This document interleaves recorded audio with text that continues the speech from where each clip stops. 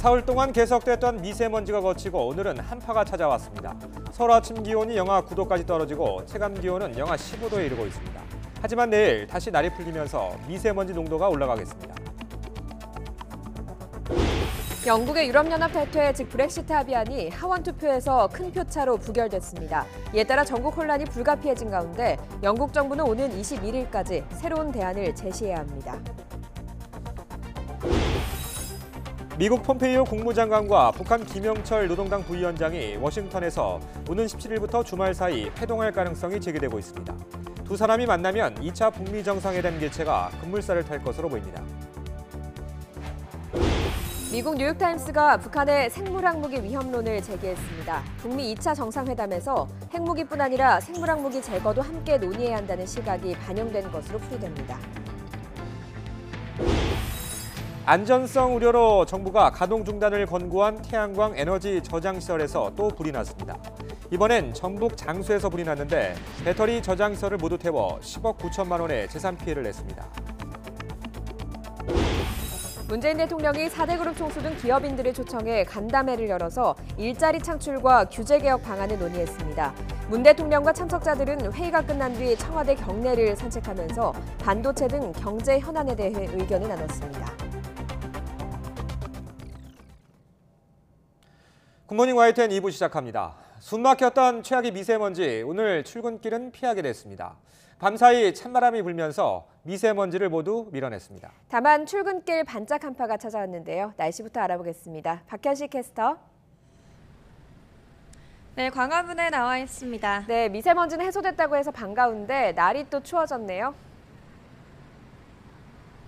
네, 올겨울 날씨는 정말 잠잠할 날이 없습니다. 미세먼지 아니면 한파 소식인데요. 우선 밤사이 찬바람이 불면서 전국의 공기는 깨끗해졌고요. 특보도 거의 해제가 됐습니다. 하지만 반짝 한파가 찾아오면서 현재 서울의 기온은 영하 9.6도로 어제 아침보다 10도가량이 낮고요.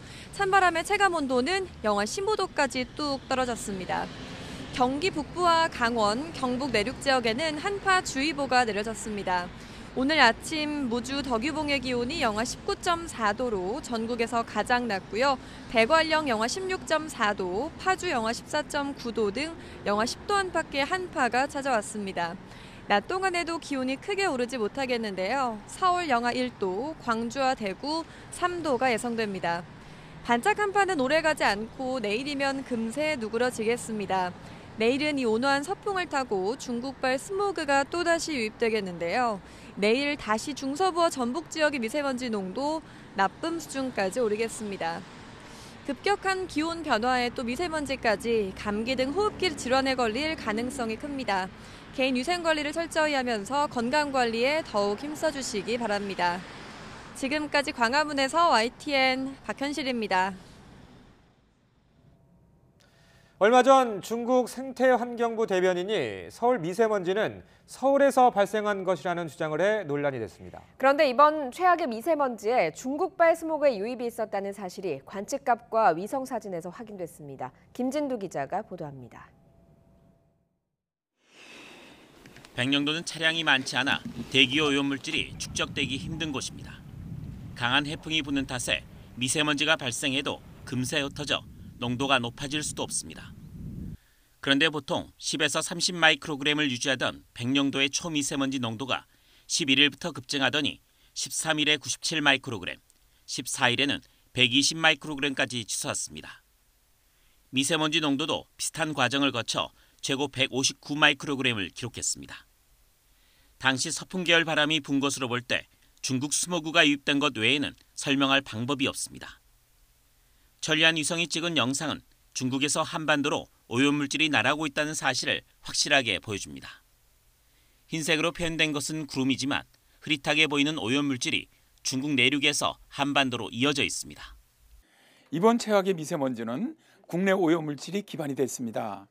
하지만 농도가 급격히 높아지며 특보가 내려진 것은 국외 요인, 즉 중국발 스모그가 가세하는 것이 원인이라고 볼 수가 있습니다. 서울 미세먼지는 서울 것이라는 중국의 주장과는 달리 중국발 스모그는 여전히 한반도 공기질의 큰 위험 요소입니다. YTN 김민우입니다. 영국의 유럽연합 탈퇴를 담은 브렉시트 합의안이 하원 투표에서 사상 최대 표차로 부결됐습니다. 영국 정부는 오는 21일까지 새로운 대안을 제시해야 하는데요.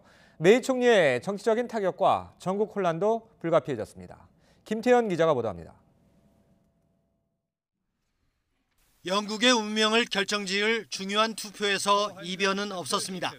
영국 하원은 예상대로 유럽연합 탈퇴협정 합의안을 부결시켰습니다.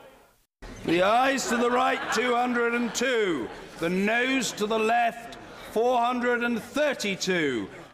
무려 230표 차이로 영국 의정 사상 최대 표 차이를 기록했습니다. 영국 정부는 오는 21일까지 플랜 B, 새로운 대안을 제시해야 합니다. 브렉시트 합의안은 영국과 EU 양측 의회에서 비준 동의를 받아야 하는데 앞서 하원의 승인 투표를 거칩니다. 테리사 메이 영국 총리는 합의안 가결을 호소했지만 이미 대세는 기운 뒤였습니다. 메이 총리는 큰 타격을 받게 됐으며 영국 정국은 대혼란이 불가피할 전망입니다. 향후 최악의 시나리오는 노딜 브렉시트입니다. 영국이 EU와 아무런 협정을 맺지 못하고 오는 3월 말 EU에서 탈퇴하는 것입니다. 이에 대비해 최근 식품과 의약품 등을 사재기 하는 영국인들이 부쩍 늘어났습니다. 메이 총리는 EU와 재협상이나 일부 내용의 수정을 추진한 뒤 합의안을 다시 승인 투표에 붙일 가능성이 있습니다. 또 영국 정부가 브렉시트를 연기하거나 제2의 국민투표를 실시하는 방안, 제1야당인 노동당이 조기 총선을 추진하는 방안 등의 시나리오가 거론되고 있습니다. YTN 김태현입니다. 2차 북미 정상회담 준비를 위한 고위급 회담 개최가 임박한 것으로 보입니다. 김영철 북한 노동당 부위원장이 이번 주 워싱턴을 방문할 거란 관측이 나오고 있습니다. 워싱턴에서 김희준 특파원이 보도합니다. 폼페이오 미 국무장관과 김영철 북한 노동당 부위원장이 오는 17일부터 주말 사이 워싱턴에서 회동할 가능성이 제기되고 있습니다. 폼페이오 장관은 16, 17일 재외공관장 회의와 22일부터 스위스 다보스 포럼에 참석할 예정입니다. 이를 감안하면 북미 고위급 회담은 17일 만찬과 18일 회의로 이어질 것이 유력하다는 전망입니다. 김 부위원장이 미국을 방문하면 1차 북미 정상회담 직전인 지난해 5월 말 이후 7개월여 만입니다. 앞서 CNN 방송은 김 부위원장이 이르면 이번 주 2차 북미 정상회담 논의를 위해 워싱턴을 방문할 수 있다고 보도했습니다. 또 트럼프 대통령의 친서가 지난 주말 김정은 위원장에게 직접 전달됐다고도 전했습니다. 이에 따라 김 부위원장이 다시 트럼프 대통령을 만나 김 위원장의 답장 친서를 전달하며 2차 북미 정상회담에 징검다리를 놓을지 주목됩니다. 북미 고위급 회담에서는 무엇보다 트럼프, 김정은 두 정상의 2차 회담의 일정과 장소 등 세부 계획의 의견 접근을 이룰 것으로 보입니다. 또 비핵화와 상응 조치 교환의 의제 조율 진전 여부도 주목됩니다. 한편 최선희 북한 외무성 부상이 국제회의 참석차 스웨덴을 방문한 가운데 스티브 비건 대북정책특별대표와 첫 실무 접촉을 가질 가능성도 나옵니다. 국무부는 북미 고위급 회담과 실무 접촉 일정에 대해 아직 발표할 것이 없다며 말을 아꼈습니다. 지난해 11월 고위급 회담 직전 북한이 취소한 만큼 회담이 임박해서야 공식 발표할 것으로 보입니다. 워싱턴에서 YTN 김희준입니다. 미국 유력 언론이 북한의 생물학 무기 위협론을 제기했습니다. 북핵談判을 앞두고 북한의 생물학 무기까지 고려해야 한다는 미국 조야의 시각을 반영한 것으로 보입니다. 뉴욕에서 김희영수 특파원이 보도합니다. 북한의 덜 알려진 군사적 위협은 생물학 무기다. 뉴욕타임즈가 군사 전문가들을 인용해 고도화됐지만 과소평가돼 있고 매우 치명적인 북한의 생물학 무기에 대한 우려가 커지고 있다고 보도했습니다. 이 신문은 1갤런 약 3.8리터의 탄저균만으로도 인류의 종말을 가져올 수 있지만 트럼프 대통령은 거의 관심을 기울이지 않고 있다고 지적했습니다. 또 미들버리 국제학연구소 분석 자료를 인용해 북한이 관련 기술을 확보하고 장비를 제조하기 위한 노력을 계속하고 있다고 전했습니다. 3년 전부터는 항생제 내성과 같은 용어에 대한 북한의 인터넷 검색이 급증하고 있다고 보도했습니다. 그러나 북한의 생물학 무기 위협론은 그동안 트럼프 정부 내에서도 꾸준히 제기된 문제입니다. 마이크 폼페이오 국무장관은 지난해 7월 상원 청문회에서 생물학 무기를 포함하는 개념인 대량 살상 무기 제거가 목표라는 점을 확인했습니다.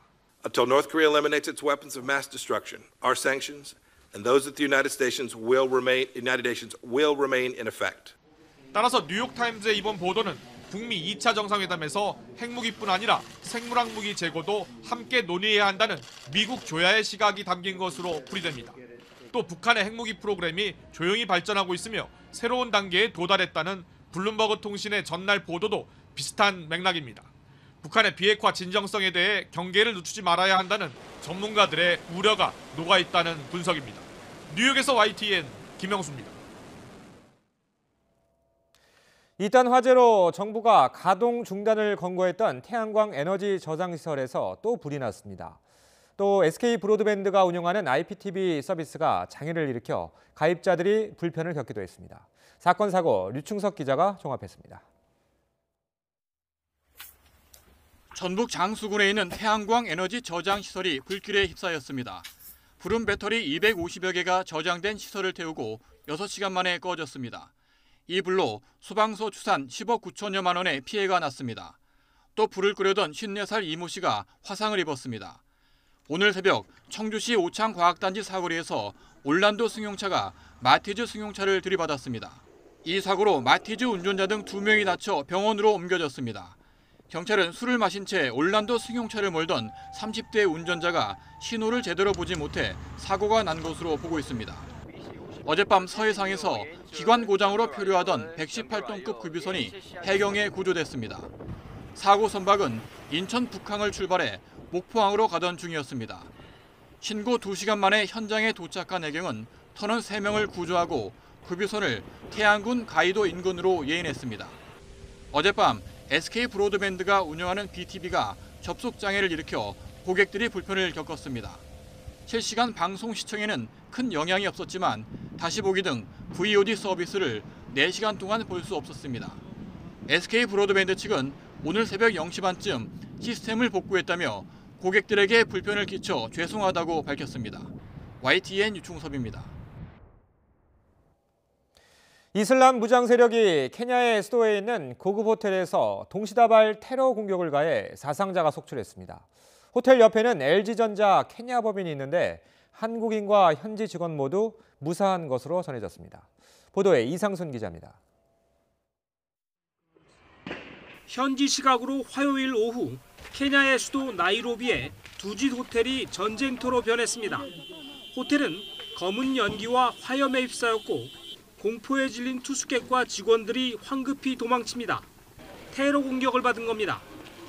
Kumbuka hata nimeingia chini ya gari hata siwezi kumbuka nilifanya. Mimi nikiingia tu immediately bomu inalipuka nyuma yangu. I think it's 5 meters. Mahali gari yangu iko ni 5 meters ndio bomu ilipuka. 비슷한 시각 호텔로 향하는 교차로. 이번엔 차량 안에 미리 설치해둔 폭탄이 터집니다. 두짓 호텔이 위치한 지역은 나이로비에서 가장 안전하고 쾌적한 지역으로 손꼽히던 곳입니다. 그러나 이번 테러로 사상자가 속출했습니다. 현장에는 테러 진압 부대 등이 즉시 투입됐습니다. All our critical national infrastructure as well as battle installations remain on guard. We wish at this stage to urge the public to remain calm. 사건 당시 호텔 옆에 LG전자 케냐 법인 사무실에는 한국인 직원 등 10여 명이 있었지만 모두 무사히 피신한 것으로 전해졌습니다. 이슬람 극단주의 무장단체 알-샤바브는 이번 테러를 자신들의 소행이라고 주장하고 있습니다. 알-샤바브는 지난 2011년 알카에다 연계 세력을 소탕하기 위한 아프리카 연합군에 케냐가 병력을 파견한 이후 그에 대한 복수를 이어오고 있습니다. 지난 2013년에는 나이로비의 고급 쇼핑몰을 공격해 67명을 숨지게 하기도 했습니다. YTN 이상순입니다. 문재인 대통령은 어제 오후 청와대 영빈관에서 4대 그룹 총수를 포함해 대기업 중견기업인 130명과 2시간 동안 간담회를 가졌습니다. 주요 대기업 중에서는 이재용 삼성전자 부회장과 정의선 현대자동차 수석 부회장, 최태원 SK 회장, 구관모 LG 회장, 신동민 롯데 회장 등 22명이 참석했습니다. 청와대는 문 대통령이 경제계와의 소통을 통해 경제 활력을 불어넣고 민간과 정부가 함께 혁신 성장의 기반을 마련하기 위해서 이번 간담회를 마련했다고 설명했습니다. 간담회를 마친 문 대통령과 일부 기업인들은 커피를 들고 청와대 경내를 산책하기도 했는데요. 문 대통령이 최근 나빠진 반도체 경기 전망에 대해서 묻자 이재용 삼성전자 부회장은 이제부터가 진짜 실력이라고 답하기도 했습니다. 신호 기자입니다. 미세먼지가 다소 거치자 문 대통령과 기업인들은 예정대로 청와대 경내 산책에 나섰습니다. 공기청정기를 만드는 삼성과 LG의 미세먼지 연구소에 대한 이야기로 시작한 대화는 곧 반도체로 넘어갔습니다. 수출 효자 품목이었던 반도체가 지난해 12월 마이너스 성장으로 돌아선 상황과 관련해 문 대통령이 어떤지를 묻자 이재용 삼성전자 부회장은 이제부터 진짜 실력이 나오는 거라고 대답했습니다. 최태원 SK 회장이 웃으면서 삼성이 이런 얘기할 때 제일 무섭다고 말하자 이 부회장은 영업비밀을 말해버렸다는 농담을 건네기도 했습니다. 최태원 회장은 반도체 수요는 계속 늘고 있고 가격이 좋았던 시절이 이제 조정을 받는 거라고 설명했습니다. 문 대통령은 비메모리 쪽은 어떤지를 물었고 이 부회장은 결국 선택과 집중의 문제라며 기업이 성장을 하려면 항상 새로운 시도를 해야 한다고 답했습니다. 이 부회장은 문 대통령에게 지난해 인도 공장을 방문한 것처럼 삼성의 공장이나 연구소에 와달라고 요청했고 문 대통령은 삼성이 대규모 투자를 해서 공장을 짓는다거나 연구소를 만든다면 언제든지 가겠다고 약속했습니다. 문 대통령은 현대그룹 현정은 회장에게는 요즘 희망 고문을 받고 있겠다면서 남북관계도 결국은 잘 될 것이고 속도를 내겠다고 말했습니다. 1년 반 만에 열린 문 대통령과 대기업 총수들의 청와대 간담회에서는 가벼운 경내 산책에서도 반도체 시장에 대한 전망과 남북관계 개선에 대한 의지를 공유하는 의미 있는 대화가 오고 갔습니다. YTN 신호입니다. 어제 기업인과의 대화에선 원전 건설을 재개해달라는 요청도 나왔는데요. 문재인 대통령은 에너지 전환 정책의 흐름은 중단되지 않을 것이라고 말했습니다. 문 대통령은 한 참석자가 신한울 3, 4호기 공사 재개를 요청하자 현재 원전 5기를 건설 중이고 전력 설비 예비율도 25%가 넘는다면서 이같이 밝혔습니다. 다만 원전 분야의 기술력과 국제 경쟁력이 떨어지지 않도록 정부가 지원할 것이며 부품업체 등의 어려움에도 귀를 기울이겠다고 덧붙였습니다. 카풀 서비스에 반대하는 택시기사가 잇따라 분신하는 등 업계 반발이 거세지자 결국 카카오가 시범 서비스를 잠정 중단하기로 했습니다. 중재 역할을 하고 있는 민주당은 택시업계에 이제 대화를 시작하자고 제안했습니다. 김영수 기자입니다. 카카오 모빌리티가 출시 한 달여 만에 카풀 시험 서비스를 중단하기로 했습니다. 카카오 측은 어떠한 전제 없이 내린 결정이라며 서비스를 백지화할 수 있다는 자세로 택시업계와 대화하겠다고 밝혔습니다. 앞으로 카카오 모빌리티는 사회적 대타협 기구는 물론 택시업계와 더 많은 대화 기회를 마련해 나갈 예정이고요. 중재 역할을 했던 더불어민주당은 카카오의 결단을 높이 평가한다고 밝히고 이제 택시업계가 응답할 차례라며 사회적 대화기구 참여를 요청했습니다. 지금이 골든 타임입니다. 택시 노동자들의 처우 개선과 택시 산업의 더 나은 발전을 도모할 역설적이지만 적기라고 생각을 합니다.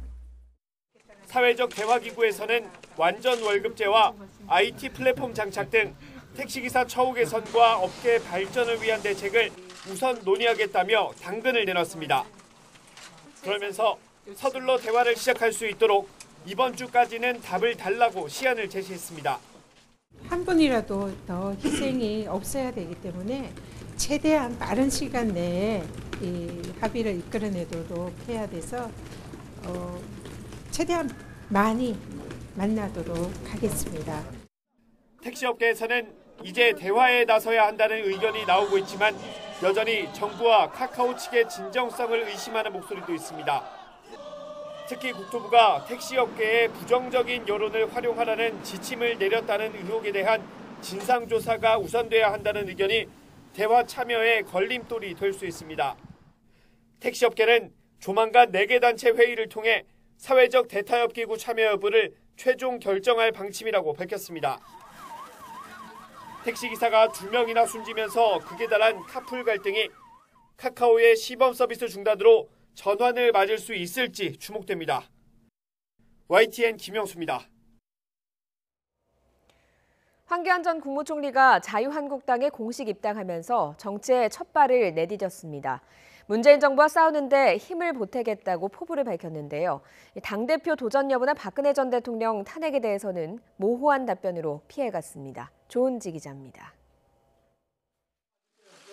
자유한국당에 입당한 정치 신인 황교안 전 국무총리는 나라 상황이 총체적 난국이라면서 문재인 정부의 실정과 민생 파탄을 저지하겠다고 포문을 열었습니다. 당대표 출마 여부나 탄핵 평가에는 말을 아꼈지만 박근혜 정부 국정농단 질문이 잇따르자 적극 반박했습니다. 지난 정부 한 일 모두가 마치 국정농단이나 적폐인 것처럼 이렇게 판단하는 것은 잘못된 판단이라고 생각합니다. 당 지도부와도 화기애애한 모습을 연출하며 과거나 계파 싸움은 잊고 똘똘 뭉치자고 거듭 강조했습니다. 뒤에 보니까 통합과 변화. 오늘 제가 계속 얘기한 게 통합과 변화입니다. 아, 그러세요? 제 거 컨닝하시면 그랬습니다. 당 안팎에서 제기되는 탄핵 책임론에 대해 통합과 변화를 내세워 맞서겠다는 건데 비박계 좌장 김무성 의원도 탄핵은 박근혜 대통령 책임이라며 일단 감쌌습니다. 황교안 총리가 왜 탄핵에 대한 책임자입니까? 모든 게 박근혜 대통령 책임입니다. 하지만 황 전 총리의 입당으로 박근혜, 탄핵, 국정농단 이런 말이 다시 오르내리는 건 한국당 내에서도 부담이라는 지적이 나옵니다. 당대표를 노리는 정우택 의원은 황 전 총리의 아킬레스건 친박 프레임은 물론 대권 행보에 집중하라는 말로 견제구를 던졌습니다.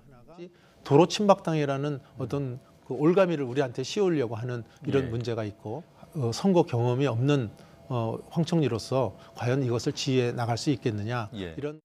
집권 여당인 더불어민주당은 국정농단 책임자가 개선 장군 행세를 한다고 쓴소리를 했고 결국 도로 친박당인 셈입니다. 한국 보수의 비극이고 씁쓸한 현 주소가 아닐 수 없습니다. 바른미래당과 민주평화당, 정의당에서도 수위 높은 비판이 잇따라 나왔습니다. 자유한국당에 쓸만한 재원이 없어 정치인 아나바다 운동을 하는 것은 이해는 가지만 재활용도 한계가 있는 것입니다. 다시 한번 보수 결집의 기회를 얻었다는 평가와 총선을 생각하면 확장성이 떨어진다는 신중론 속에 황교안 전 총리가 과연 탄핵 프레임을 어떻게 깨뜨릴지 관심입니다. YTN 조은지입니다.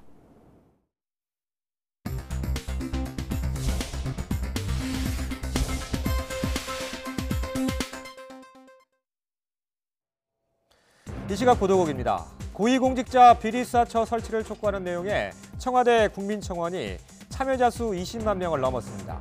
지난 6일 조국 청와대 민정수석이 페이스북에 공수처법 등 검찰 개혁을 위한 법안을 만들어 국회에 제출했지만 행정부와 여당의 힘만으로는 부족하다며 국민께 도움을 호소하는 글을 올린 지 9일 만입니다.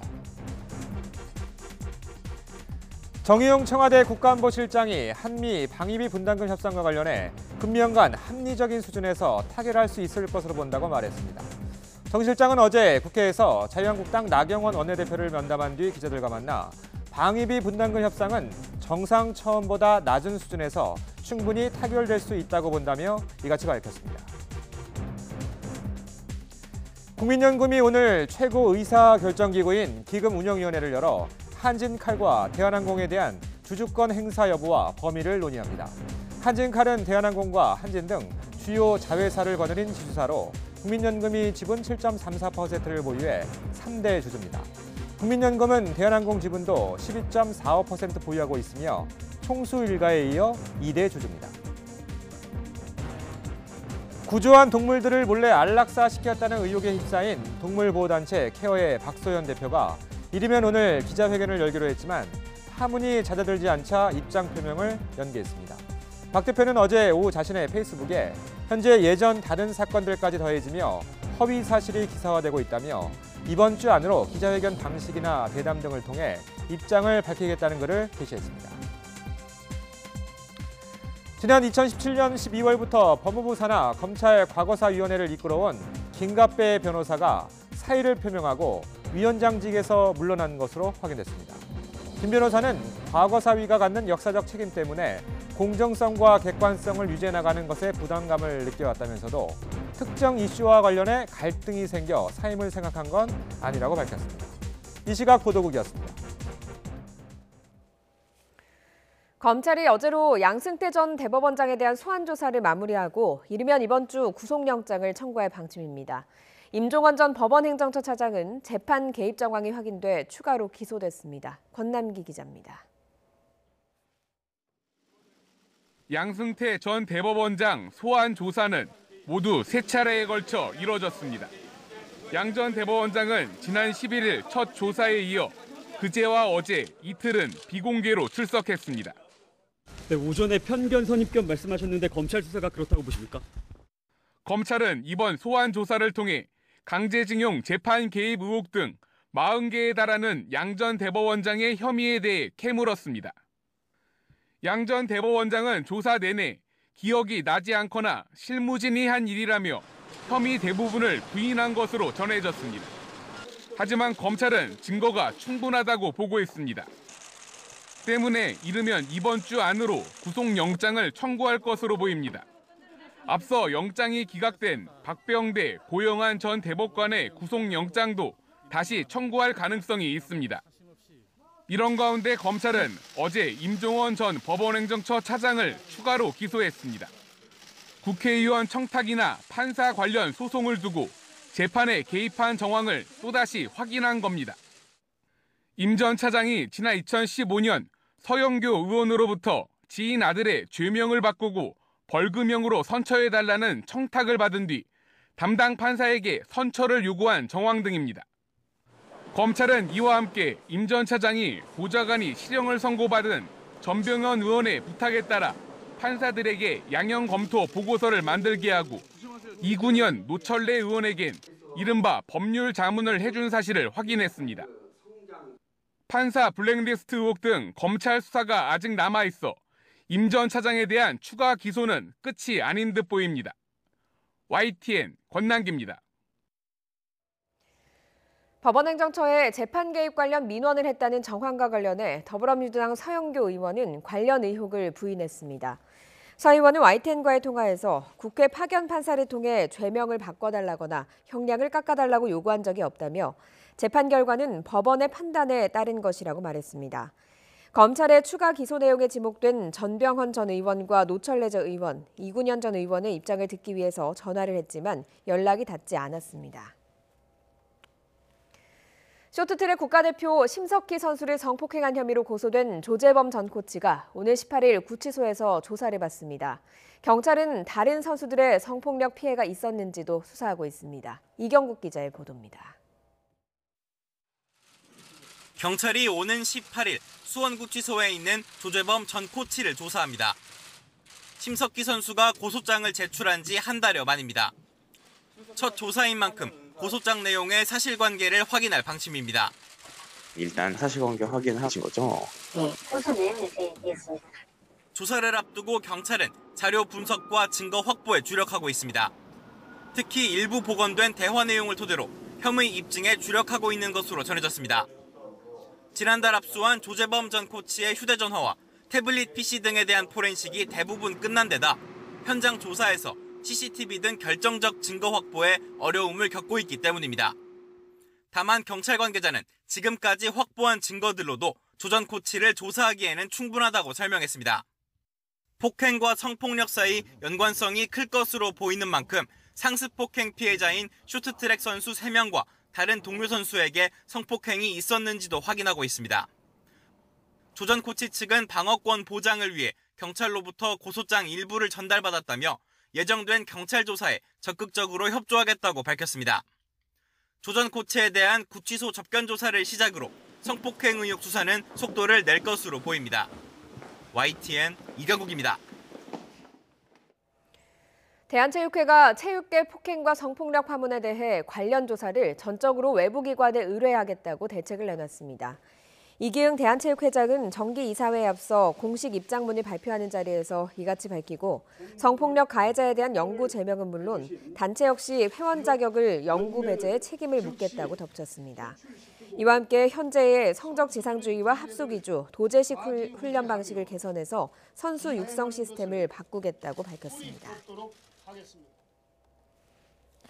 우리 경제의 활력이 떨어지면서 상속세 부담을 완화해야 한다는 경제단체들의 목소리가 커지고 있습니다. 세계에서 유례가 없을 정도로 상속세 부담이 크다는 주장인데요. 하지만 과장된 부분이 적지 않습니다. 유투건 기자가 따져봤습니다. 여야 초청 간담회에 참석한 경제단체들은 역시 상속세 문제를 제기했습니다. 자유한국당도 이런 요구에 수긍하는 분위기였습니다. 우리 대한민국의 상속세가 가장 기업 승계에 있어서 가장 높은 세율을 갖고 있기 때문에 실질적으로 기업의 영속성 부분을 해야 하는 부분이 있다. 재계가 상속세 부담의 완화를 요구한 건 어제 오늘의 일이 아닙니다. 언론들도 경제신문을 중심으로 재계의 주장을 거의 그대로 담아서 기사를 쏟아내고 있습니다. 재계의 근거는 우선 상속세의 명목 최고 세율인 50%가 다른 나라에 비해서 너무 높다는 겁니다. 실제로 일본을 제외하면 더 높은 건 사실입니다. 여기에 상속재산이 주식이고 그 지분이 50%가 넘으면 주식의 가치를 최대 30% 할증해서 평가하기 때문에 세계 최고가 된다는 설명입니다. 그런데 이런 주장은 현실과는 좀 차이가 있습니다. 2017년을 예로 들어보겠습니다. 우선 상속재산을 남긴 사망자는 22만 명 정도였는데요. 실제로 세금까지 낸 경우는 단 3%에 불과했습니다. 각종 공제 혜택 때문입니다. 그런데 그 3%가 낸 상속세도 따져보면 과세가액의 17% 정도밖에 되지 않았습니다. 명목 세율과는 무려 3배 가까운 차이가 있었습니다. 재계가 강조하는 최고 세율 50%가 적용된 고소득층 구간만 따로 떼어내서 살펴봤습니다. 413명이었는데요. 역시 실제로 세금으로 나간 비율은 30%가 되지 않았습니다. 범위를 좀 더 좁혀볼까요? 보통 600억 원 이상의 재산을 남긴 초고소득층 9명의 경우도 역시 세금을 낸 비율은 30%를 조금 넘었습니다. 그러니까 순수하게 계산상으론 50~60%의 상속세가 나올 수 있지만 실제로는 그야말로 극소수에 불과하다고 추정할 수 있습니다. 다른 문제도 있습니다. 우리나라 상속재산의 무려 60% 정도는 부동산입니다. 정확한 비율은 알 수 없지만 평가 금액이 여전히 시세보다 싸서 실질적인 세부담은 더 낮다는 주장도 계속 나오고 있습니다. 재계가 문제 삼는 주식 할증 평가도 사실 현실에선 자주 일어나는 일입니다. 이른바 경영권 프리미엄 때문인데요. 단적으로 최근 화제가 된 김정주 대표도 지분의 시세는 6조 원 정도지만 예상 매각 대금은 10조 원을 넘을 것으로 예상되고 있습니다. 그런데도 재계는 현실과는 거리가 있는 분석을 전제로 목소리를 계속 높이고 있습니다. 그 실제적인 상속 재산가액에 비해서 세금이 부과되는 상속 재산, 그다음에 그걸로 인해서 각종 공제 제도가 많기 때문에 그 세금 부담 이런 것들은 굉장히 낮은 수준입니다. 물론 현행 제도에 미비한 점이 있다면 개선해야 합니다. 하지만 건강한 토론을 위해서라도 정말 누구를 위해 왜 개선해야 하는지부터 정확하게 따져봐야 합니다. YTN 유튜건입니다. 국방부가 2년마다 발간하는 국방백서에서 지난 2010년 이후 8년 만에 적 개념이 달라졌습니다. 국방부가 제작한 2018 국방백서 초본은 대한민국의 주권과 영토, 국민 재산을 위협하고 침해하는 세력을 우리의 적으로 간주한다고 밝혔습니다. 이어 북한의 대량 살상 무기는 한반도 평화와 안정에 대한 위협이라고 덧붙였습니다. 국방부는 1995년 국방백서에서 처음으로 북한을 주적으로 명시했고 2004년 주적이란 용어를 삭제하는 대신 직접적 군사 위협이라는 말로 대체했다가 2010년 다시 북한 정권과 북한군은 우리의 적이라고 썼습니다.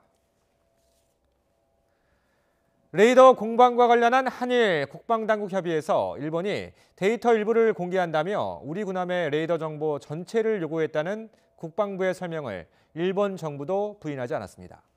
스가 요시히데 관방장관은 정례 브리핑에서 객관적이고 중립적인 사실 확인을 진행하기 위해서는 상호주의 관점에서 양측이 필요한 데이터를 보이는 것이 불가피하다고 생각한다고 말했습니다.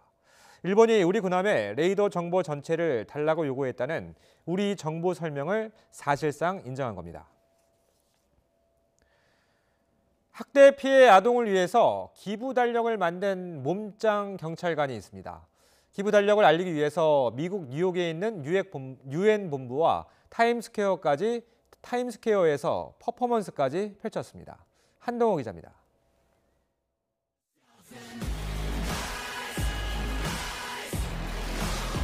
영화배우 마동석 씨를 연상케 하는 우람한 몸매. 부천 오정경찰서 내동지구대에 근무하는 박성용 경사입니다. 어떻게 안정시키세요? 일단 저 형 뭐야 팔이 왜 저래 이러면서 형 운동 얼마나 했어요? 대부분 이제 그런 식으로 대화가 시작이 돼요. 그럼 팔이 왜 저래? 그럼 뭐라고 말씀하셨어요? 일단 닭가슴살 먹으면 이렇게 된다. 열심히 먹으면. 4년 연속 범인 검거율 1위를 차지한 비결은 뭘까? 어렸을 때 사고를 하도 많이 쳐가지고 나쁜 짓 하는 걸 제가 잘 알아요. 그래서 제가 열심히 하다 보니까 이제 어떻게 계속 하다 보니까 이 일이 너무 재밌어가지고 범인 검거가 전 재밌었습니다. 일단은. 어려운 환경에서 어린 시절을 보낸 박 경사. 국가에서 받은 도움을 어떻게 갚을 수 있을까? 고민 끝에 기부 달력을 떠올렸다고 말합니다. 초등학교 3학년 때 아버지가 좀 일찍 돌아가셔가지고 기초생활수급 대상자 가정에서 국가 보조금으로 유년 시절을 제가 보냈습니다. 내가 나중에 꼭 성인이 되면 이 은혜는 꼭 갚고 싶다라는 생각을 많이 했었어요.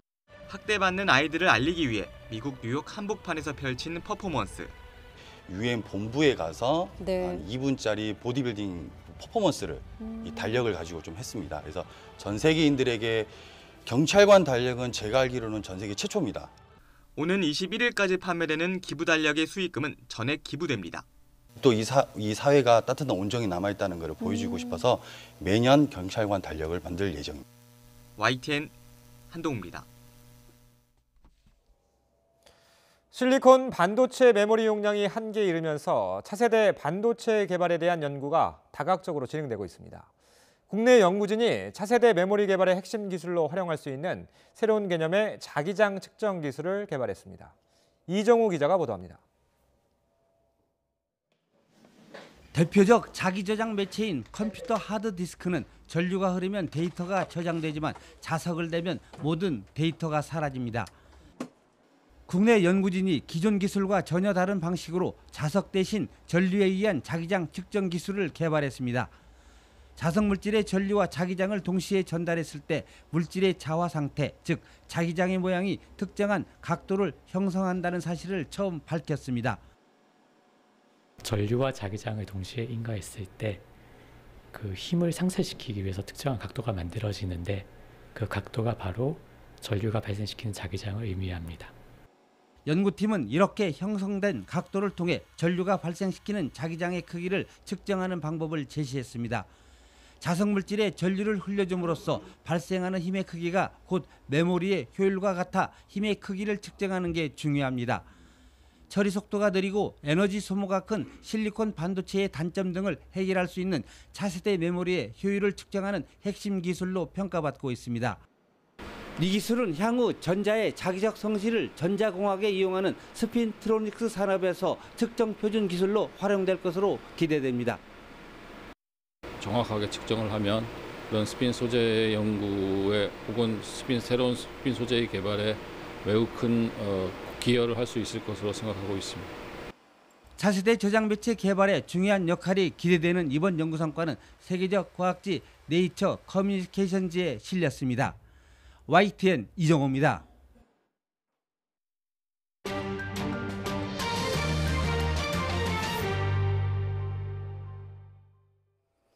백인 우월주의를 옹호하는 등 문제성 발언을 자주 해온 구선의 미 연방 하원 의원이 상임위에서 제명되는 징계를 받았습니다.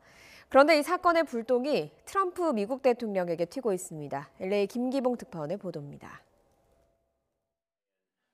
지난주 뉴욕타임스와 인터뷰에서 백인 우월주의가 어떻게 모욕적인 것이 됐느냐고 말한 미 하원 공화당 구선 의원 스티브 킹. 문제가 불거지자 인종차별 의도가 아니었다고 해명했지만 New York Times is suggesting that I'm an advocate for white nationalism and white supremacy. I reject those labels and the evil ideology that they define. 공화당 지도부는 그를 모든 상임위에서 배제하기로 했습니다. 과거에도 여러 차례 문제성 발언을 해온 데 대한 자체 징계입니다. We will not be seating Steve King on any committees in the 116th Congress. It was an unanimous decision from steering. In light of the comments, these are not the first time we've heard these comments. 그런데 킹 의원의 막말에 대한 불똥이 트럼프 대통령에게로 튀고 있습니다. 민주당과 일부 언론은 정작 더 심한 막말을 많이 하는 트럼프 대통령에 대해서는 공화당이 침묵하고 있다고 지적합니다. 트럼프 대통령은 킹 의원 관련 질문을 받자 내용을 모르겠다며 선을 긋습니다.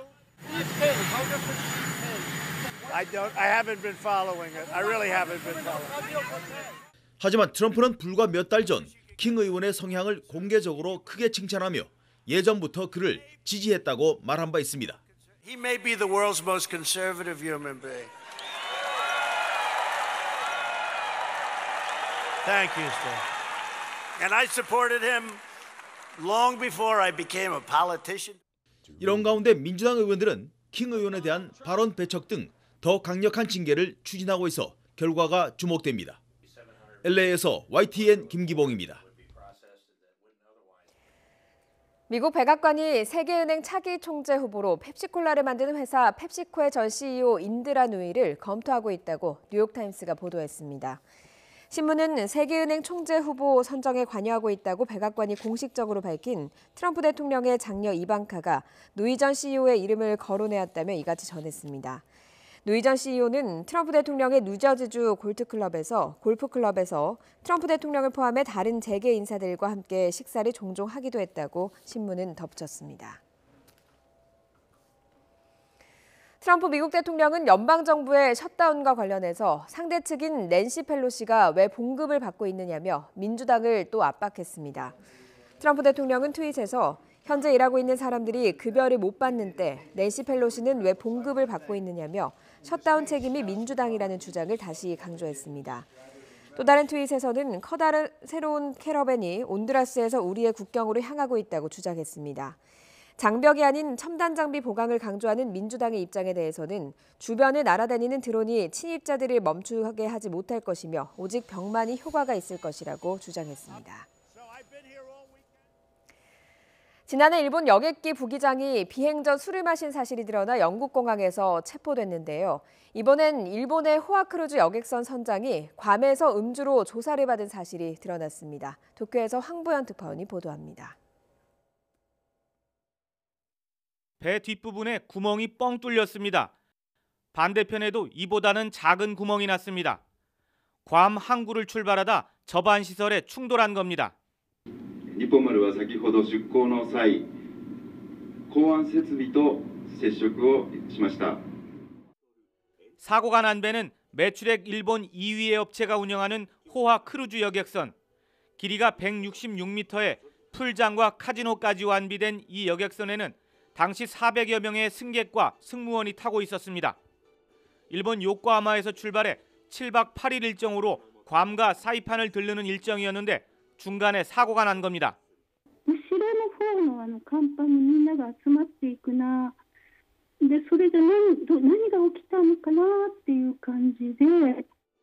선장은 사고 후 승객들에게 배 안에서 사고 경위를 설명했습니다.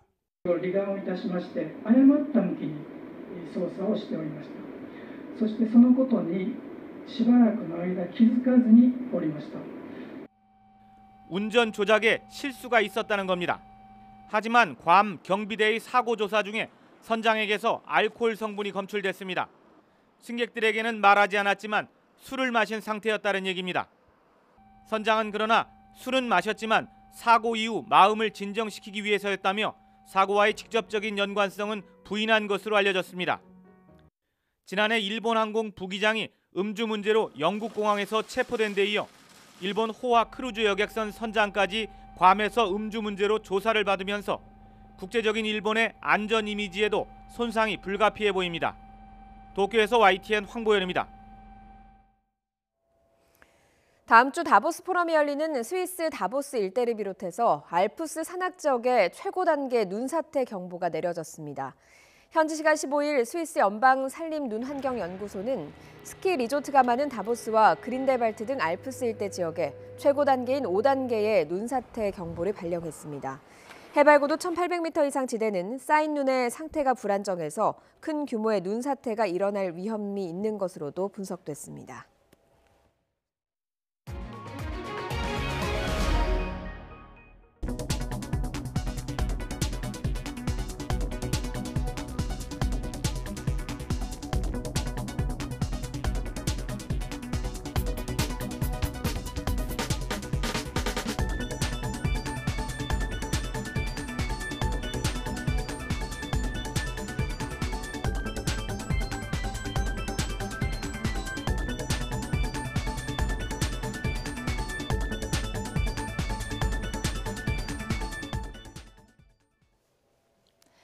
오늘 출근길은 깨끗해진 공기가 가슴속까지 시원하게 만드는 듯합니다. 밤사이 찬바람이 강하게 불어오면서 미세먼지가 말끔하게 해소됐습니다. 어제 아침은 서울의 초미세먼지 농도가 137 마이크로그램까지 올라서 매우 나쁨 수준을 보였는데요. 어제 낮부터 농도가 낮아지기 시작해 지금은 19 마이크로그램으로 어제 아침에 7분의 1 수준으로 뚝 떨어졌습니다. 하지만 깨끗한 공기는 오늘 하루뿐입니다. 내일부터는 다시 스모그가 유입되기 때문인데요. 오늘은 전국의 미세먼지 농도가 좋음에서 보통 단계를 보이겠지만 내일 중서부와 전북 지역은 나쁨 수준까지 치솟을 것으로 보입니다. 오늘 하루는 또 스모그 대신 반짝 한파에도 대비를 하셔야겠습니다. 현재 대관령 기온이 영하 16.4도까지 내려갔고 서울이 영하 9.9도, 제천 영하 14.8도, 남부 지역도 광주와 대구가 영하 5도를 밑돌면서 제주를 제외한 전국이 영하의 기온을 보이고 있습니다. 어제보다 6도에서 11도가량 기온이 떨어져 있습니다. 낮 기온도 어제보다 내려가서 춥겠습니다. 서울 낮 기온이 영하 1도에 머물겠고요. 춘천 0도, 청주 1도, 대구와 광주 3도, 강릉은 5도, 부산은 6도에 머물겠습니다. 또 오늘 아침까지 울릉도와 독도 지역에는 최고 5cm의 눈이 오는 곳이 있겠고요. 제주 산간 지역은 1cm 안팎의 눈이 쌓일 것으로 보입니다. 내륙 지역은 종일 맑다가 밤부터는 중부 지역에도 산발적인 눈발이 조금씩 날릴 것으로 예상됩니다. 내일 새벽에는 중부와 전북 지역으로 눈이 확대돼 조금 올 것으로 보이는데요. 낮부터는 전국이 맑겠습니다. 하지만 기온은 다시 크게 올라서 추위가 누러지겠습니다. 당분간 큰 추위 없이 예년 수준과 비슷한 겨울 날씨가 예상되고 있는데요. 하지만 미세먼지가 문제입니다. 당분간 또 스모그의 유입과 대기 정체로 미세먼지가 짙은 날이 많을 것으로 예상됩니다. 날씨 정보였습니다. 굿모닝 화이팅 3부 잠시 후 8시에 이어집니다.